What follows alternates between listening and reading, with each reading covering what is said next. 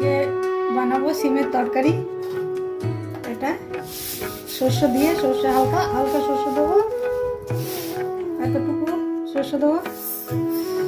আর tomato একটু, দুটো tomato দিলাম, একটু খাট্টা টক টক হলে ভালো হবে। আর এই যে কাঁচা লঙ্কা দিয়ে এটাকে একটু হলুদ দেওয়ার মতো দিয়ে মশলাটা বানাবো।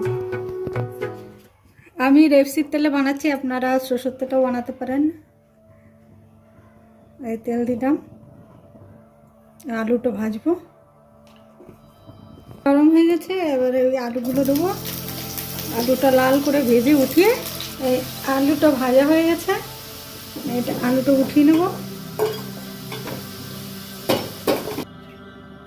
এবার ওটা তেলের মধ্যে কালো জিরে দিলাম, এবার সিমটা দিয়ে দেবো। একটু ঢাকা দিয়ে দিলাম, সিমটা একটু নরম হয়ে যাবে। আমি পেঁয়াজ দিতে ভুলে গেছিলাম, আমি পরে পেঁয়াজটা দিলাম।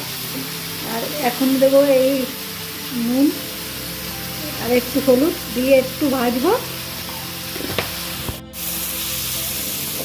এই সিমটা দেখুন ভাজা হয়ে গেল।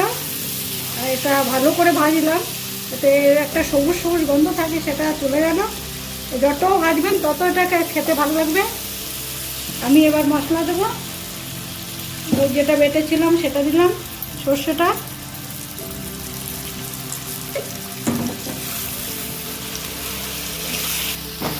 এবার মশলাটা ভাজা হয়ে গেছে, এবার আলুটা দিয়ে একটু একটু কষাবো। মশলাটা কষানো হয়ে গেছে, এবার একটু জল দেবো,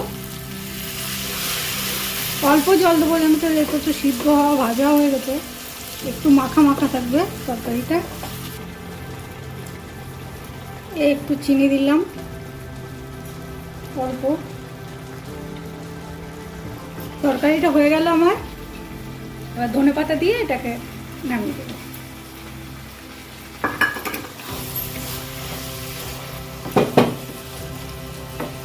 ভালো যদি লাগে তাহলে কমেন্ট ফলো করবেন, খেয়ে দেখবেন কেমন লাগে। নমস্কার।